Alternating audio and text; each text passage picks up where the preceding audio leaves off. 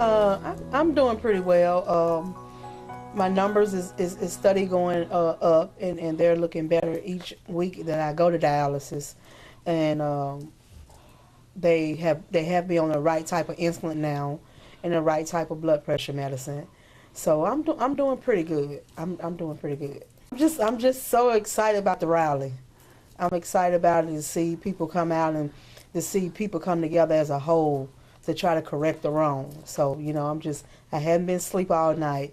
I'm just excited about that, to get that on the way because, it's exciting to actually be here because all the other ones, we was incarcerated. So just to be here and be a part of this is just amazing. Yes, this is our first rally.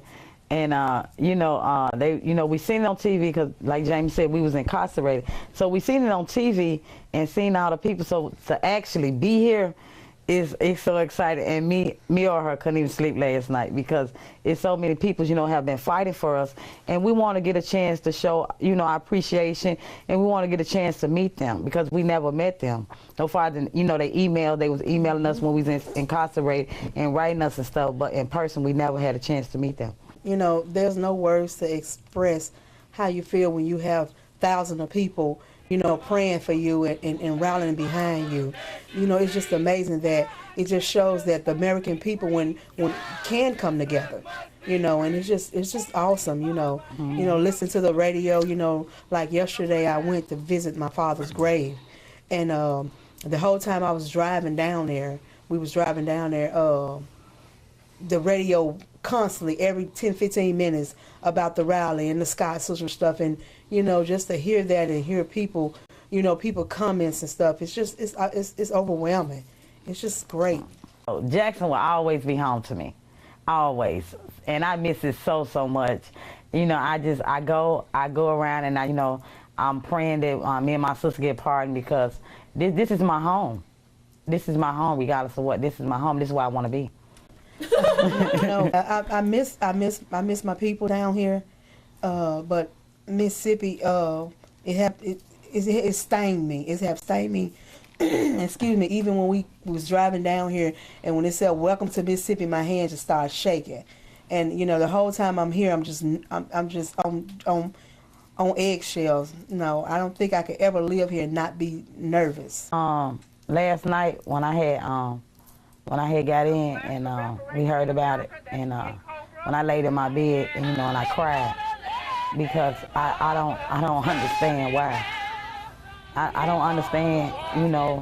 We was incarcerated for 16 years and 32 days, and everybody knows the restriction that we living under, and for him to say that, it just broke my heart, and I just went on my knees and I started praying, and I was like, God, just touch his heart.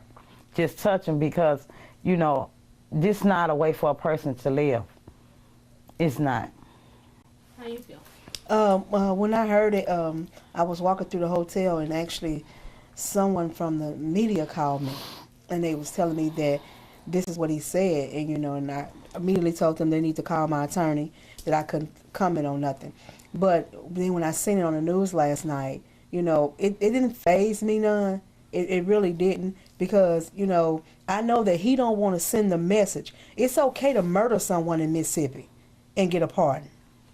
And if he want to send that message, then we ready to proceed it. But wherever he's trying to do in his future, his political future, every corner that he turn, someone always gonna bring up the Scott sisters.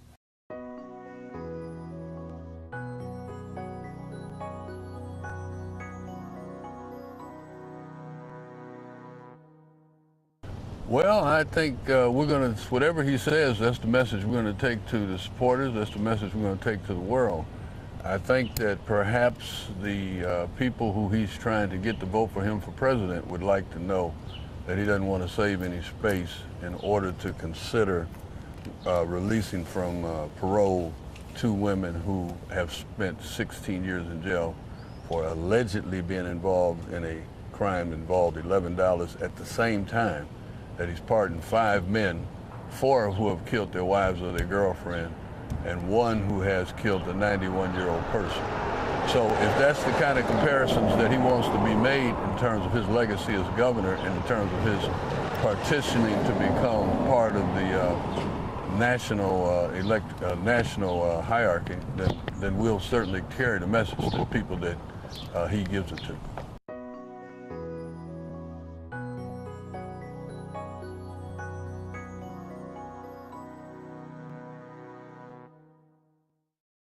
I think it's a significant role. It's a significant role because what we have is a situation where we have black women in a situation where there was the genesis of this whole problem started with a white sheriff's department trying to get money from the uncle of the Scott sisters, who is black, as well as the father, who is black. And then this is what bittered the relationships, because the uncle told on the sheriff, and the sheriff wound up being arrested and tried and actually went to prison. And then later on, when they tried to squeeze the father for the same thing, the father and uncle ran a nightclub, and they tried to squeeze him for the same thing. He refused to pay the money they wanted. And so there was a lot of bitterness. And so we think that that has a lot to do with it, number one. So that's directly racial. But also, the system itself is racially laid in a way, or racially unbalanced against black people and against the people like the Scott sisters who are serving that kind of time in jail. Because with the suspended sentence, we're physically free, but mentally we're not free. We have so many restrictions on us, like for instance, we were supposed to go to Birmingham, Alabama. They denied our request. They denied our request to come down here for 4 days. We you know, if we want to take our kids to Six Flags, we have to write a letter, get it approved. If they say we can't go, then we can't go with our children. If someone dies in our family, immediate family dies, and we want to go to the funeral, if they tell us we cannot go, we cannot go. But yet we have suffered 16 years and 32 days, you know, for a crime that we did not commit, when no one was killed, hospitalized, or anything. But you telling us that we can't go and live our life. We only can stay within Escambia County, that's Pensacola, in the county. If we even want to go to another county in Florida, we have to call our PO officer. Like the other night, I was in at our apartment, and I was feeling so bad, I was sick. So I went to bed. He called and woke her up and said that he was on his way. This was like 2 o'clock in the morning. I told her, I'm not getting out of my bed to meet that man. I don't feel good. I can't even hold my head up. She said that he opened up the door and peeped in on me. You know, he could just pop it at our house anytime. Like, we have no right, even though that's our home, we can't keep our home private from him or from the other people that's within the department. Like James said, you know, we're free, but we're not. To me, what it make me feel like that, I'm in a society. Only difference is I don't have them stripes on, because they still babysitting me, what they did for 16 years and 32 days. So by rights, the only thing my clothes is just different, and I can eat different food. That's the only difference of not being incarcerated and being out here, because we still restricted, and we still is part of MDOC. Florida, MDOC down here, Mississippi Department of Correction have a hold on us, and Florida. We have to go, we have to abide by two rules. Two sets of rules, Florida's rule and Mississippi rules. So I just don't have on the stripes. And I'm just not walking in twos, or sleeping in a steel bed, or living under maggots and mold and sewage. I don't worry about that, because I think that Governor Bobby has some sense. And I think that if he ever tried to send us back to prison, I think he know what will happen. I'm not worried about that at all, because if one thing that, you know, whoever told him to make those rules, to me they weren't very educated, because you cannot, I don't care, you say a year, like my kidney doctor say, he told me, he said, I don't care what the governor said, he's not going to force us to do something. We're going to make sure you are healthy before we do this transplant. He's not going to put no restrictions on us, because we have the medical degrees, not him. And he said, I'll write him a letter personally and let him know that. He's not going to put no stipulation on us. He said, I want you healthy before we start cutting on you. He said, I'm not going to do that. So, you know, it might not happen in a year. And I'm not worried about it.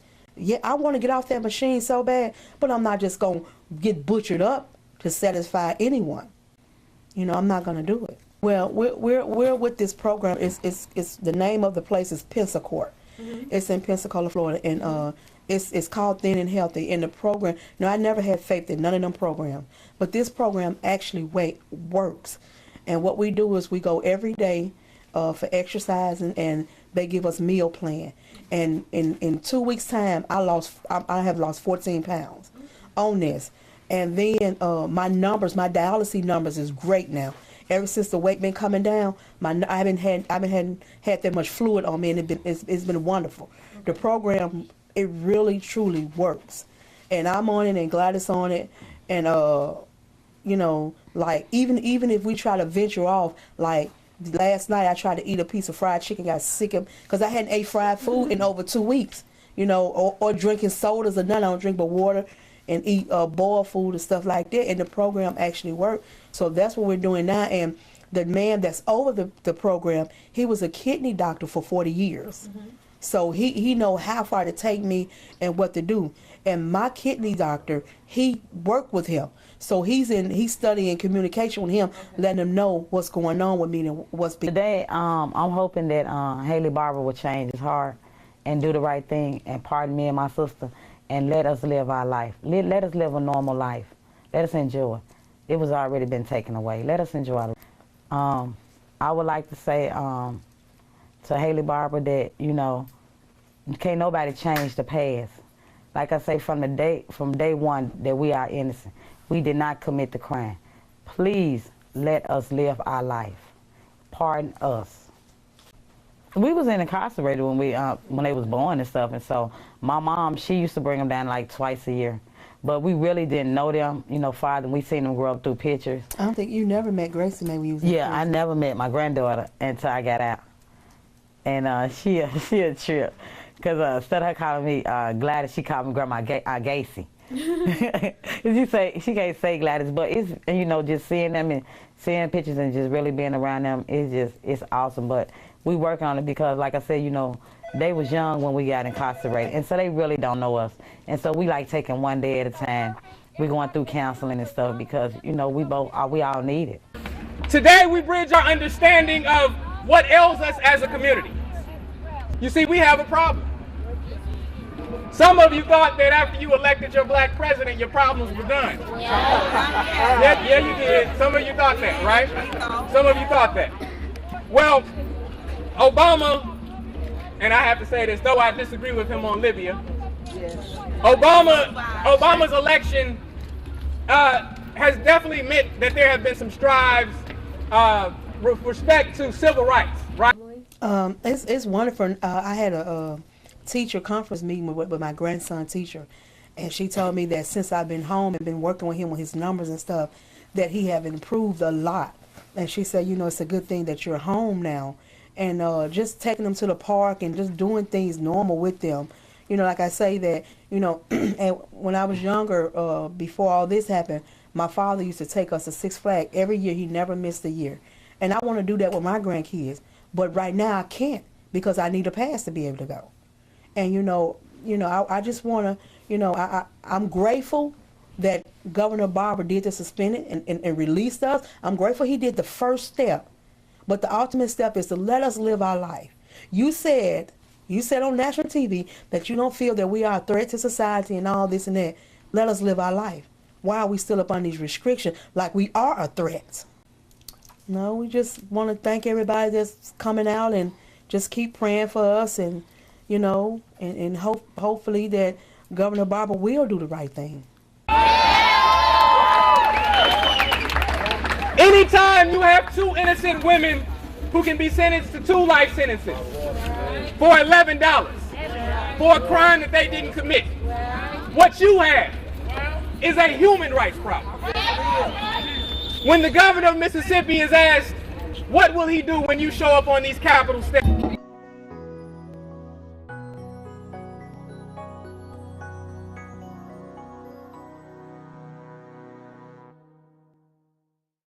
I worked on their case in '95. This was after they were found guilty at trial, and I picked up the case on appeal. I worked on it then for about 6-7 years. At that point, there was nothing else we could do legally. So I was not involved in the case over the past, after that up until about 2010. 2010, I found out about Jamie's medical condition. I returned to the prison to talk to her. My first work then was to try to get her a medical release, and that led into this request for pardon.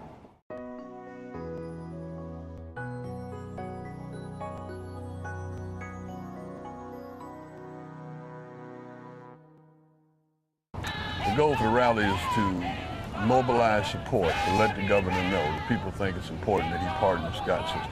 That's the specific goal as far as this case is concerned.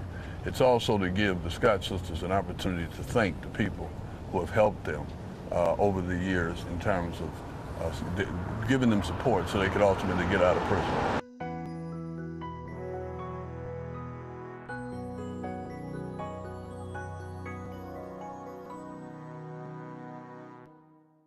Well, I think so. I think Governor Barber talks a lot different once he leaves the state of Mississippi than he does in the state of Mississippi. State of Mississippi, the things politically may be somewhat static. You know, it may be somewhat not really, not that much movement one way or the other, because as we know here, you know, the majority of the white population tends to vote one way, which would be favorable to Governor Barber, regardless of what he does. The majority of the black population tends to vote the other way. But once you get out there and you start trying to fish for so-called moderates, so-called independents, they're going to want to know about the governor's history down here as it relates to pardons.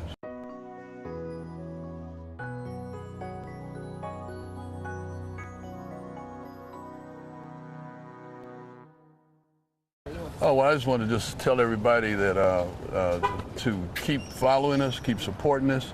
There's going to be a number of other events in order to try to get support for them to get out, and we appreciate all the support. And if you get this message before the demonstration, come on out to the demonstration. Jackson, stay here.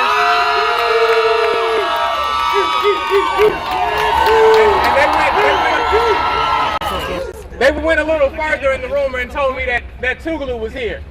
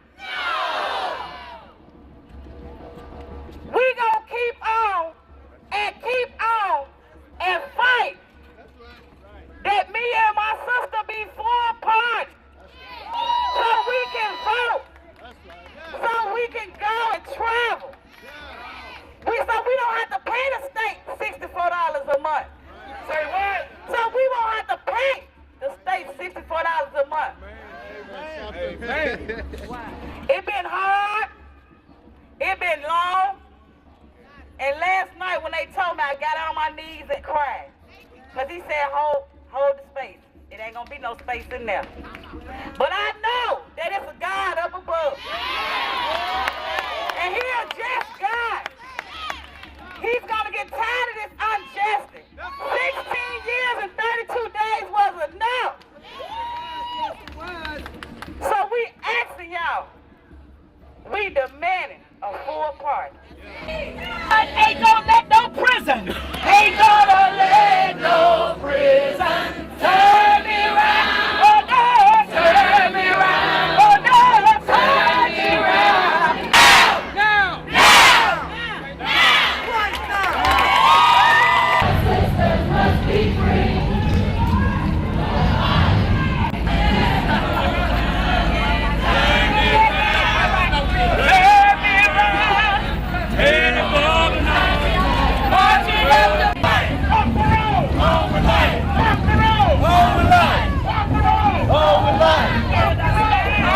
Pressed through walls of antagonizing words and belligerently evil hearts.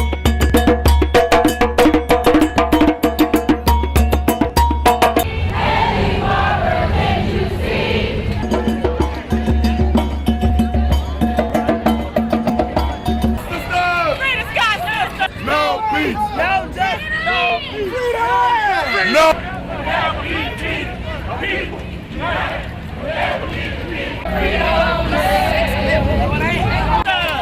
the Scott sisters! Free the Scott sisters!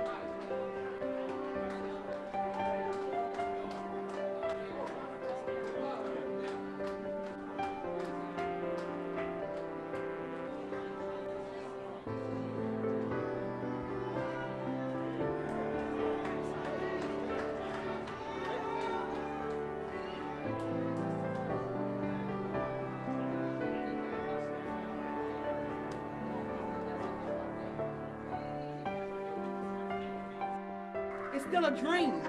It's still a dream to me. And I'm so grateful. God knows I am so grateful. I'm so grateful to get to Florida and start my life. But you will see us again because I left people in that prison that I love from my heart. That they don't have a voice. I will be their voice. It's great because I ain't got to worry about no wake up call. Nobody. I have to go ask me, I got to go to the bathroom. Oh, it just feel great. I ain't got to be with 108 women in one building. It feel great. Yes, You can breathe and look at things. Because you know, when you're in Rankin County, that's you just right there. Because we don't, unless we're going to, you know, to the hospital and stuff. So we basically just confined to the facility, so you don't see nothing. I am tired, but I feel great. You know, it's like I say, it's just a dream come true. You know how you dream for so long, and then when it finally come, you scared to wake up because you scared it's not real, and it's just wonderful.